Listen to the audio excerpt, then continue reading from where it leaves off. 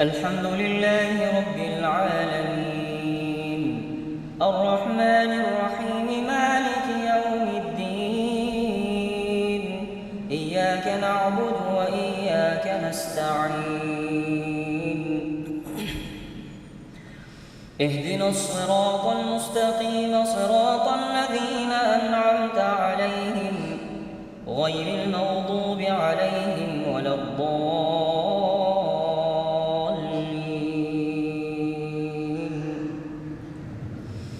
كل الطعام كان حلا لبني إسرائيل إلا ما حرم إسرائيل على نفسه من قبل أن تنزل التوراة.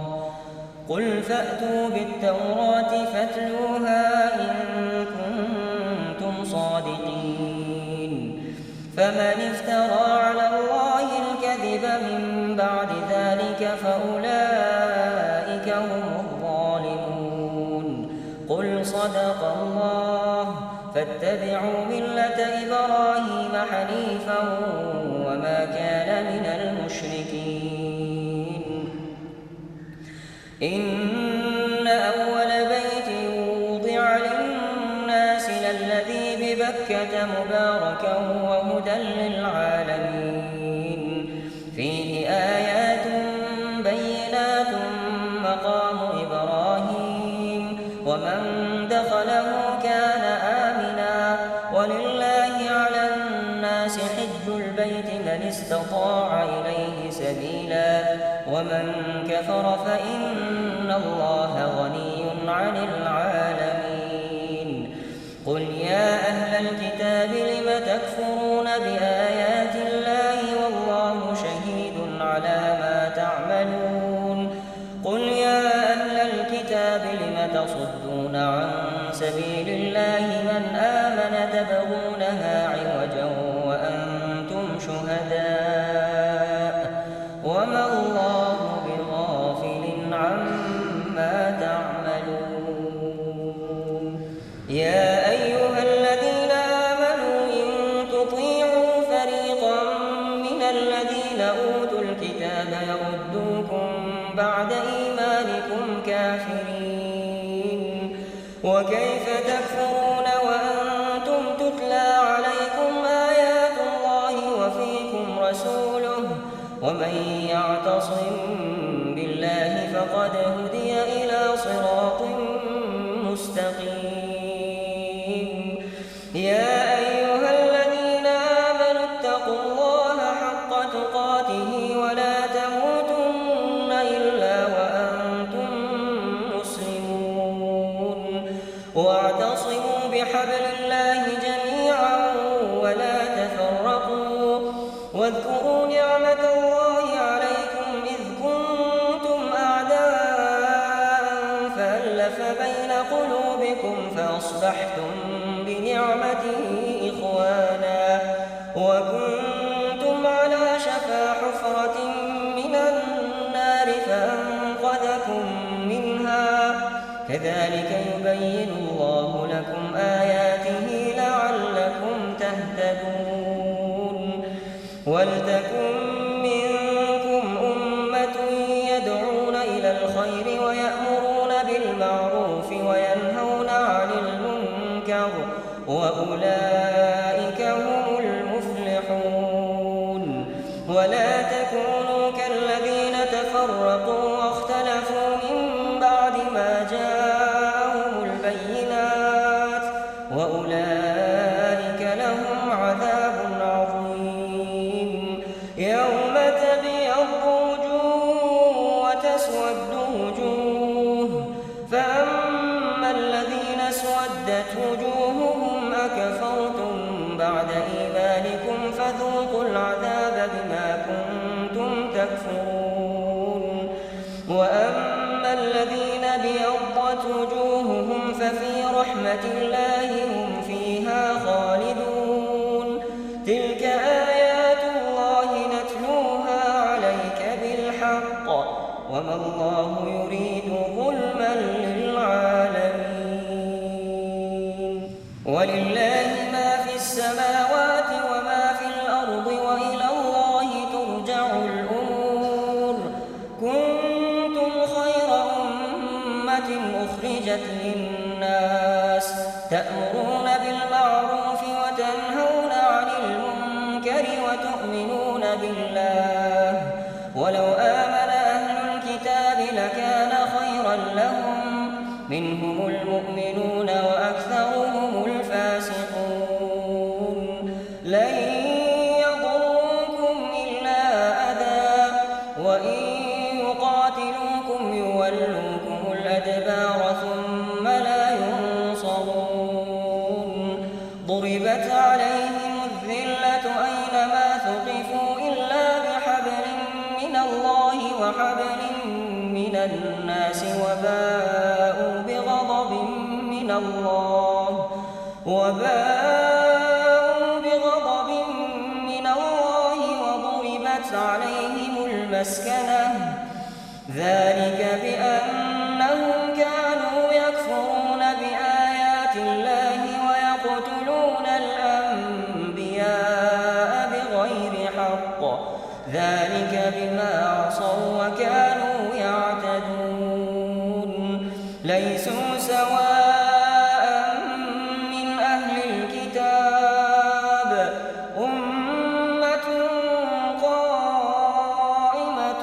يتلون آيات الله آناء الليل وهم يسجدون يؤمنون بالله واليوم الآخر ويأمرون بالمعروف وينهون عن المنكر ويسارعون في الخيرات وأولئك من الصالحين وما يفعلوا من خير فلن يكفروه والله عليم بالمتقين إن الذين كفروا لن تغني عنهم أموالهم ولا أولادهم من الله شيئا وأولئك أصحاب النار هم فيها خالدون مثل ما ينفقون في هذه الحياة الدنيا كمثل ريح فيها صر أصابت حرث قوم ظلموا أنفسهم فأهلكته وما ظلمهم الله ولكن أنفسهم يظلمون يا أيها الذين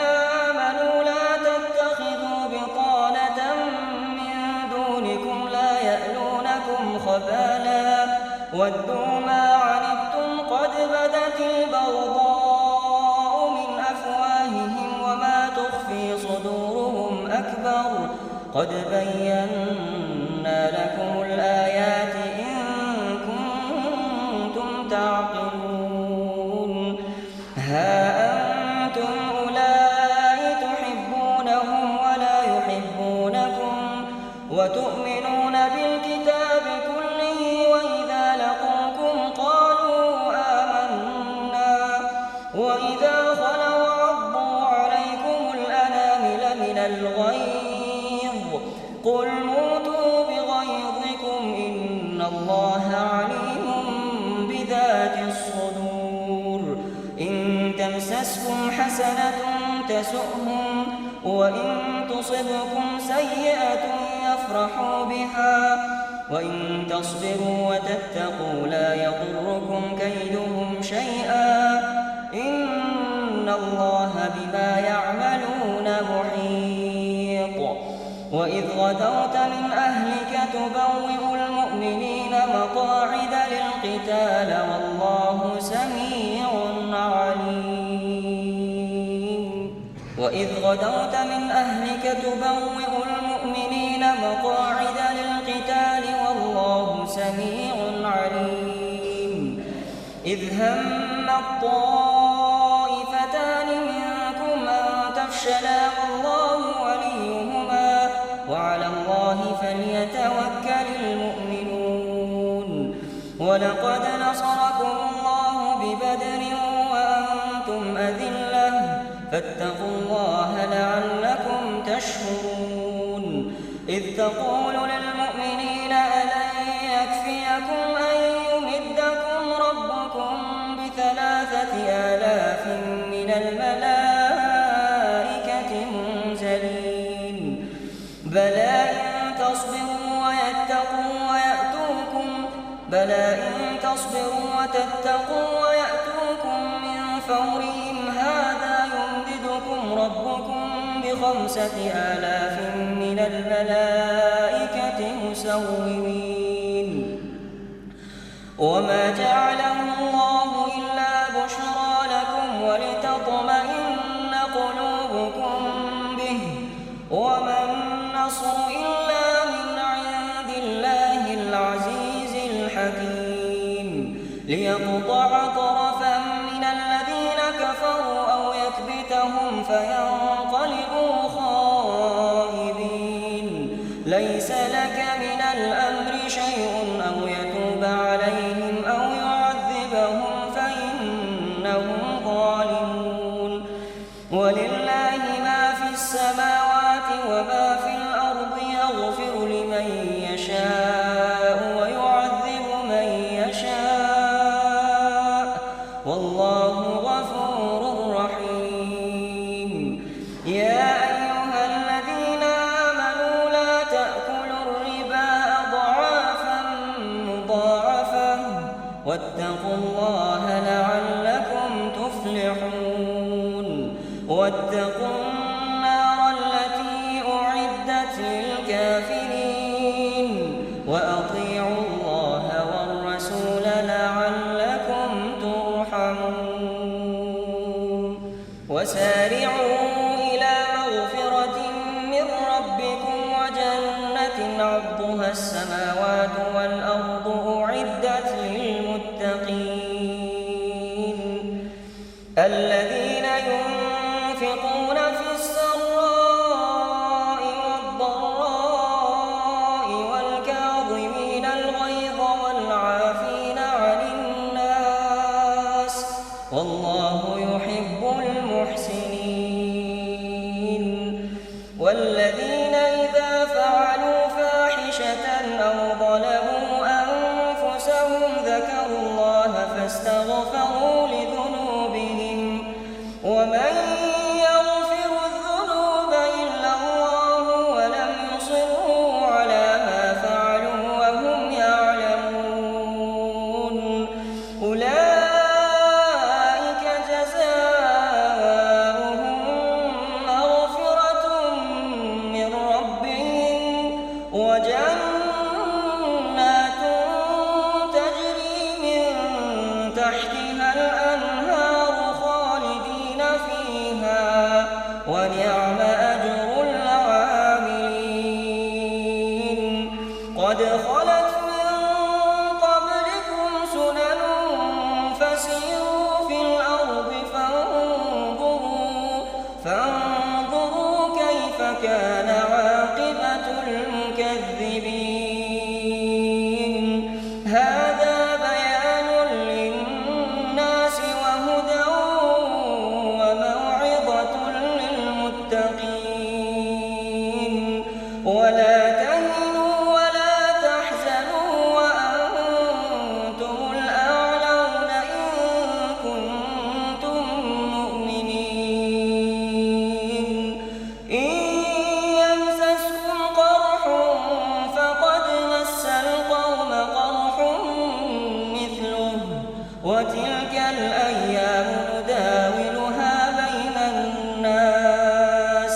وليعلم الله الذين آمنوا ويتخذ منكم شهداء والله لا يحب الظالمين وليمحص الله الذين آمنوا ويمحق الكافرين أم حسبتم أن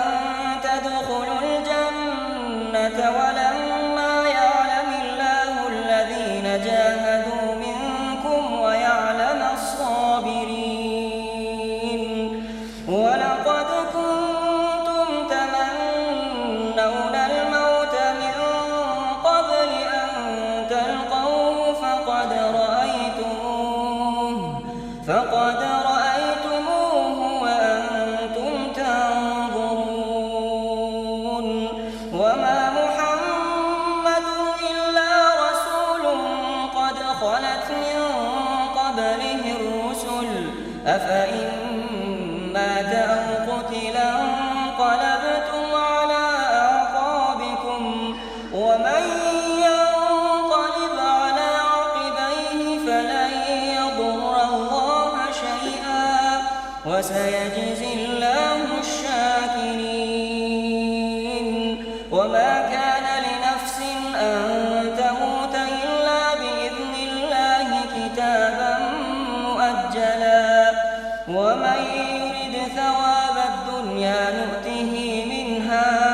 ومن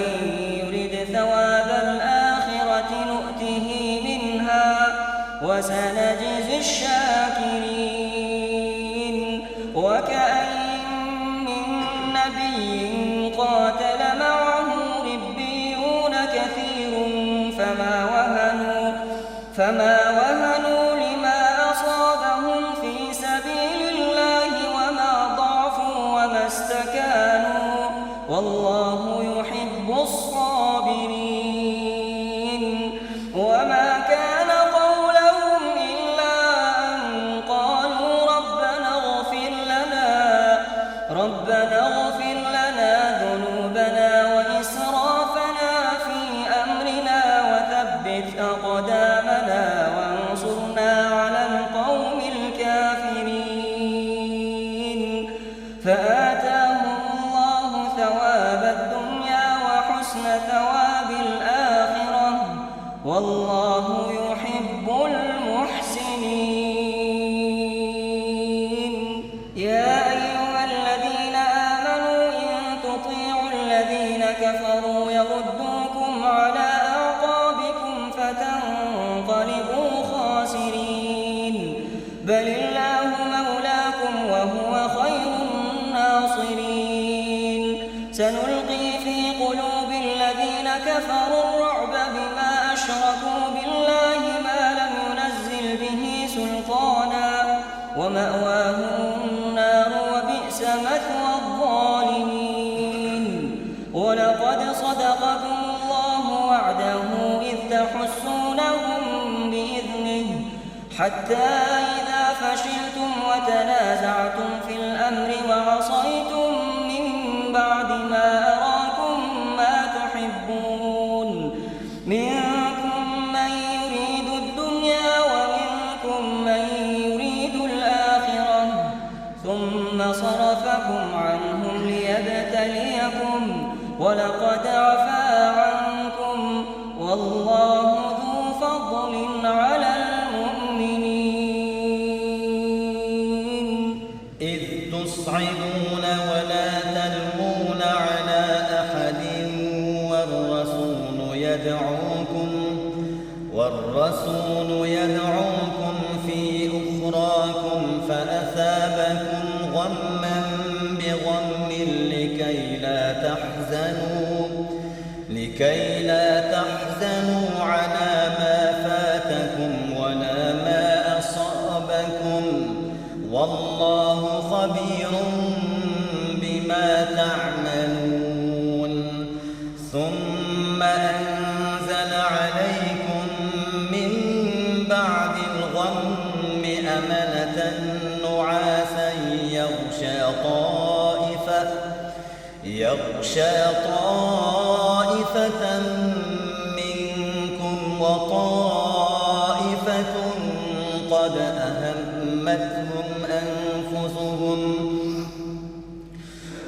أهمتهم أنفسهم يظنون بالله غير الحق ظن الجاهلية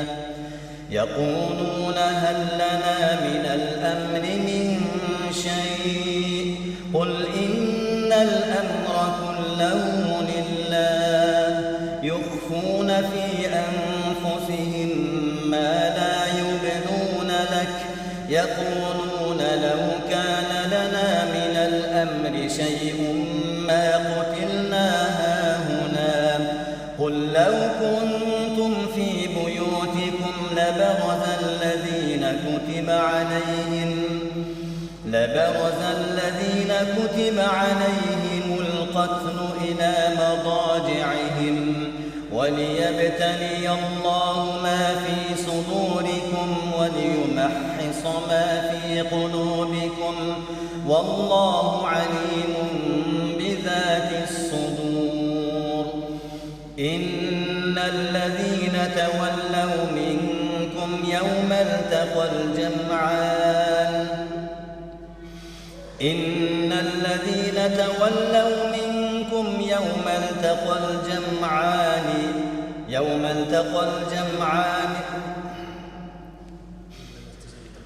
إنما الذين تولوا منكم يوم التقى الجمعان إنما استزلهم الشيطان ببعض ما كسبوا ولقد عفا الله عنهم إن الله غفور حليم.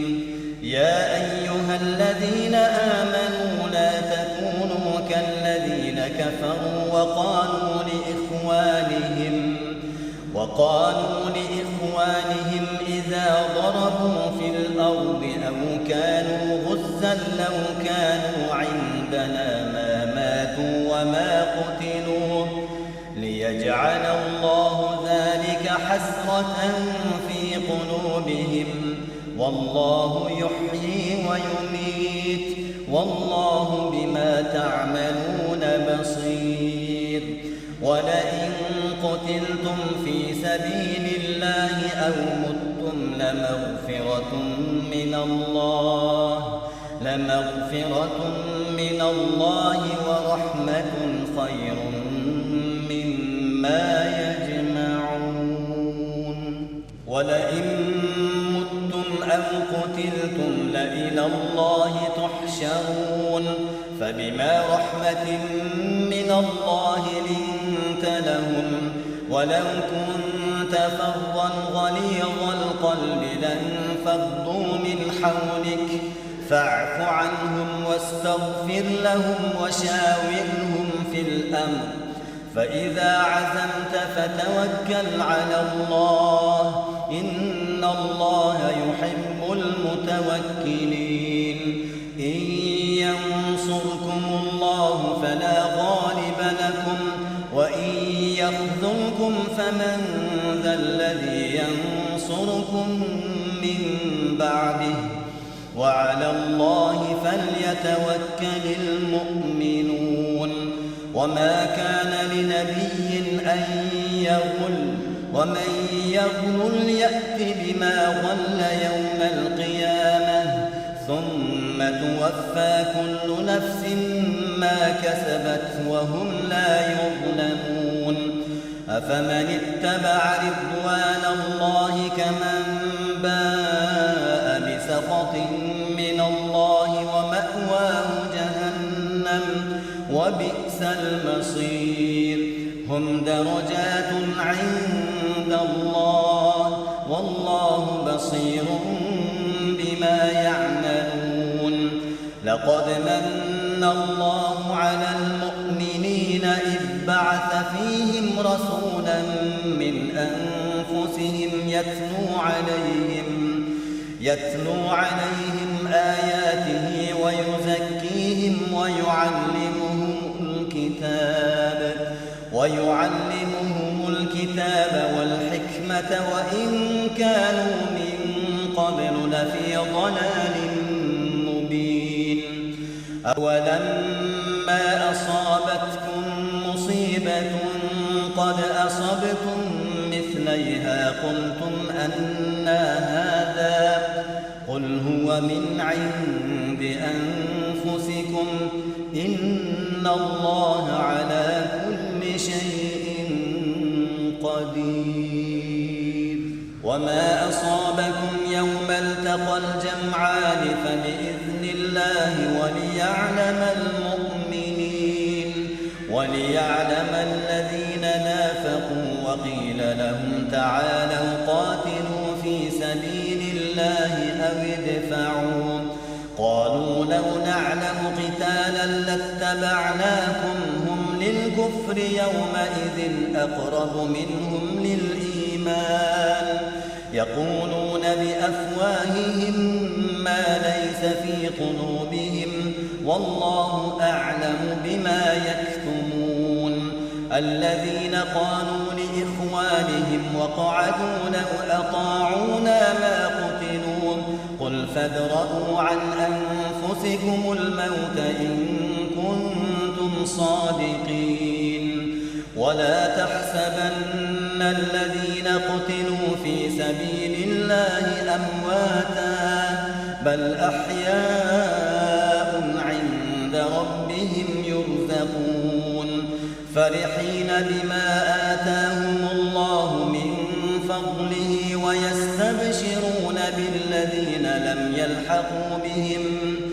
ويستبشرون بالذين لم يلحقوا بهم من خلفهم ألا خوف عليهم ولا هم يحزنون يستبشرون بنعمة من الله وفضل وأن الله لا يضيع أجر المؤمنين الذين استجابوا لله والرسول من بعد ما أصابهم القرح للذين أحسنوا منهم واتقوا أجر عظيم الذين قال لهم الناس إن الناس قد جمعوا لكم فاخشوهم فزادهم إيمانا وقالوا حسبنا الله ونعم الوكيل فانقلبوا بنعمة من الله وفضل لم يمسسهم سوء واتبعوا رضوان الله والله ذو فضل عظيم إنما ذلكم الشيطان يخوف أولياءه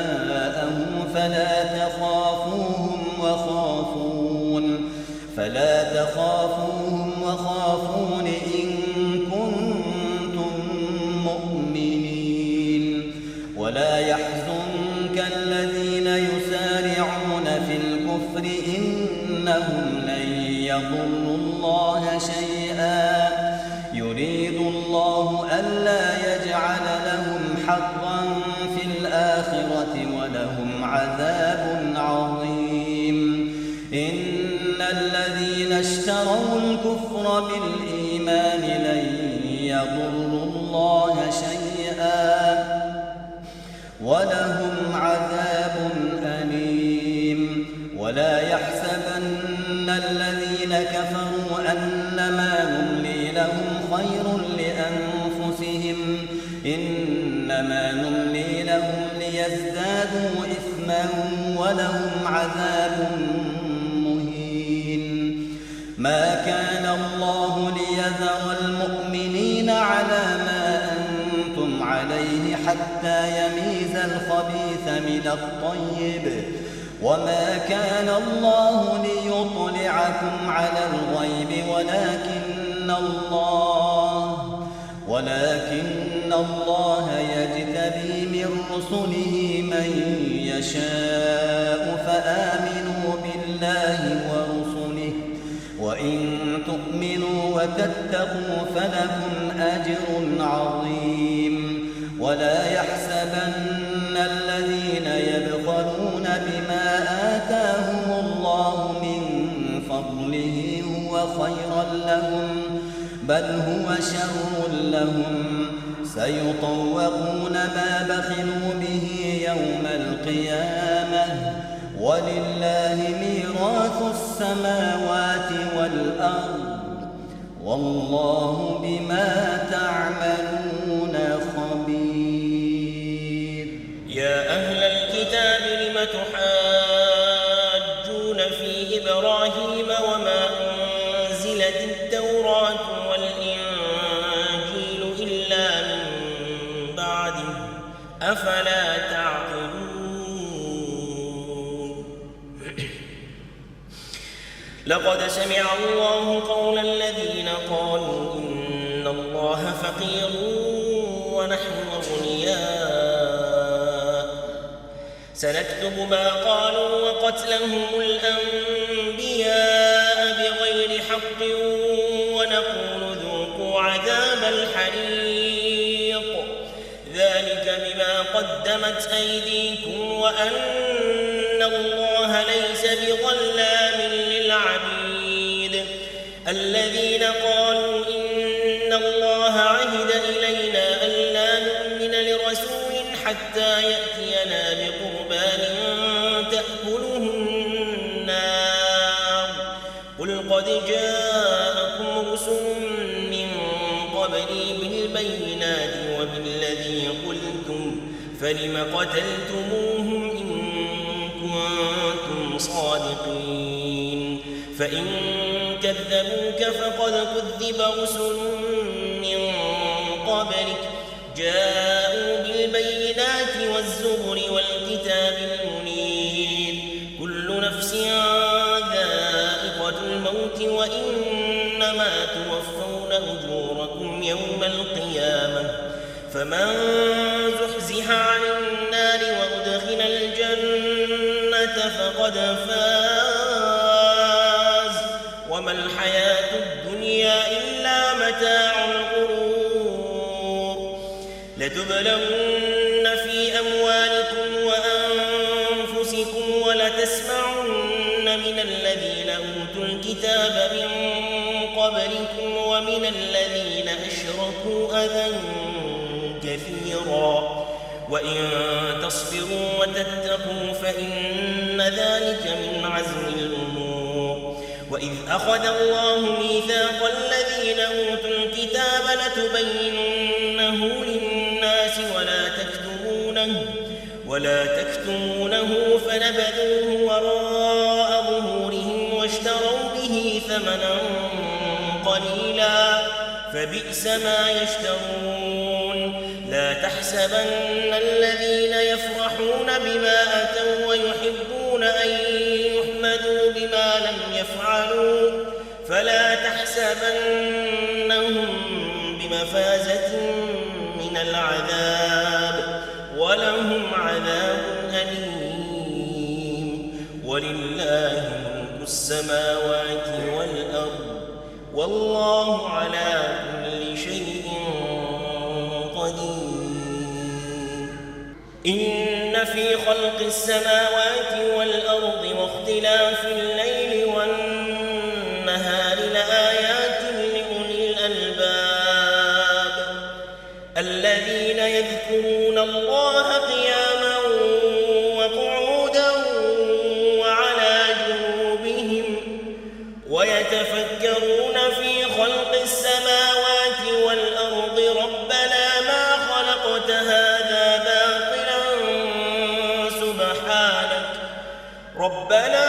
خلقت هذا باطلا سبحانك فقنا عذاب النار ربنا إنك من تدخل النار فقد أخزيته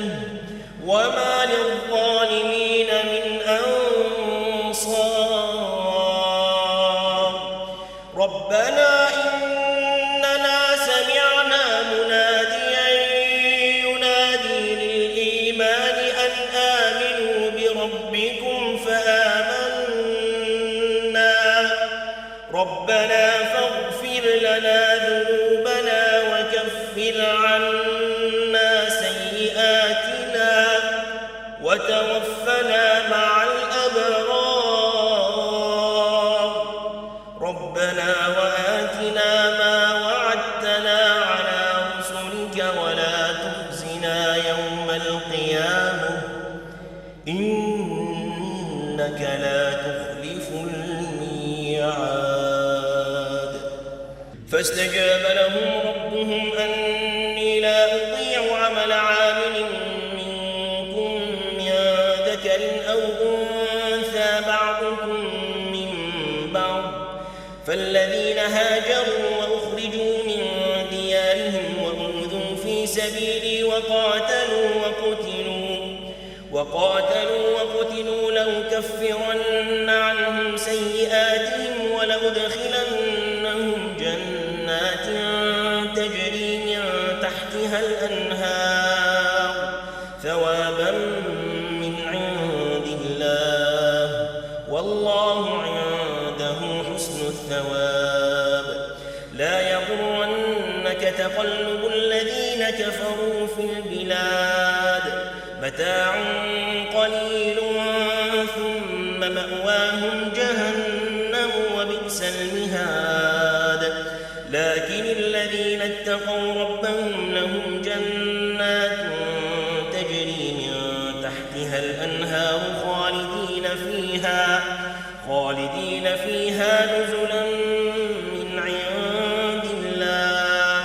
وما عند الله خير للأبرار وإن من أهل الكتاب لمن يؤمن بالله وما أنزل إليكم وما أنزل إليهم خاشعين لله لا يشترون بآيات الله ثمنا قليلا أولئك لهم أجرهم عند ربهم إن الله سريع الحساب يا أيها الذين آمنوا اصبروا وصابروا ورابطوا واتقوا الله لعلكم تفلحون يا أيها الناس اتقوا ربكم الذي خلقكم من نفس واحدة وخلق منها زوجها وبث منهما رجالا كثيرا ونساء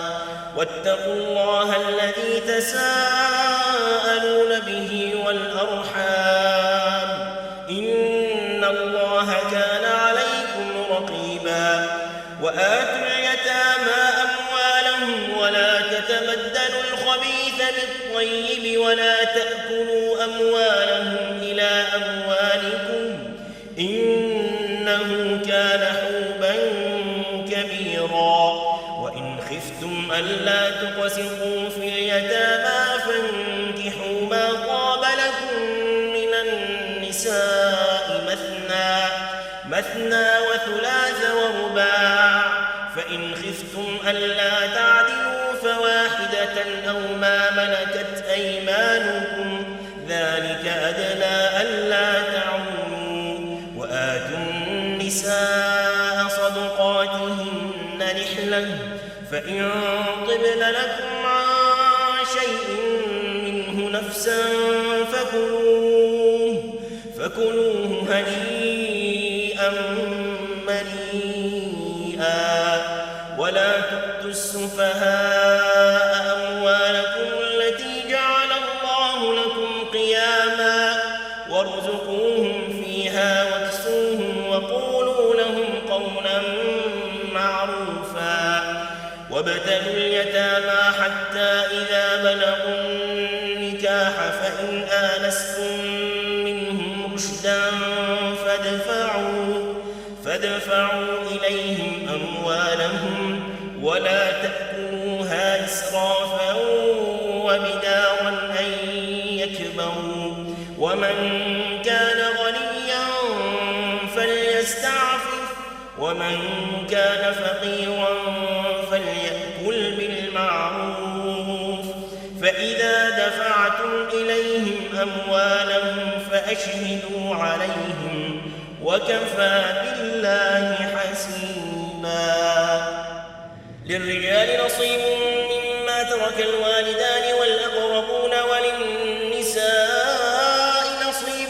مما ترك الوالدان والأقربون مما قل منه أو كثر نصيبا مفروضا وإذا حضر القسمة أولو القربى واليتامى والمساكين فارزقوهم منه وقولوا لهم قولا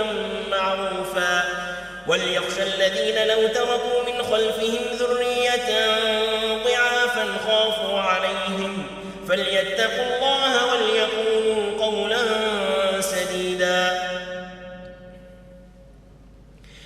إن الذين يأكلون أموال اليتامى ظلما إنما يأكلون في بطونهم نارا وسيصلون سعيرا يوصيكم الله في أولادكم للذكر مثل حظ الأنثيين فإن كن نساء فوق 2 فلهن ثلثا ما ترك وإن كانت واحدة فلها النصف ولأبويه لكل واحد منهما السدس مما ترك إن كان له ولد فإن لم يكن له ولد وورثه أبواه فلأمه الثلث فإن كان له إخوة فلأمه السدس من بعد وصية يوصي بها أو دين. آباؤكم وأبناؤكم لا تدرون أيهم أقرب لكم نفعا فريضة من الله إن الله كان عليما حكيما. ولكم نصف ما ترك أزواجكم إن لم يكن لهن ولد فإن كان لهن ولد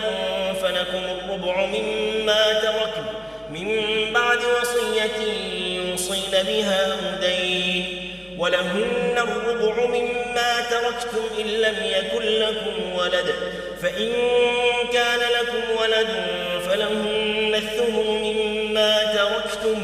من بعد وصية توصون بها أو دين. وإن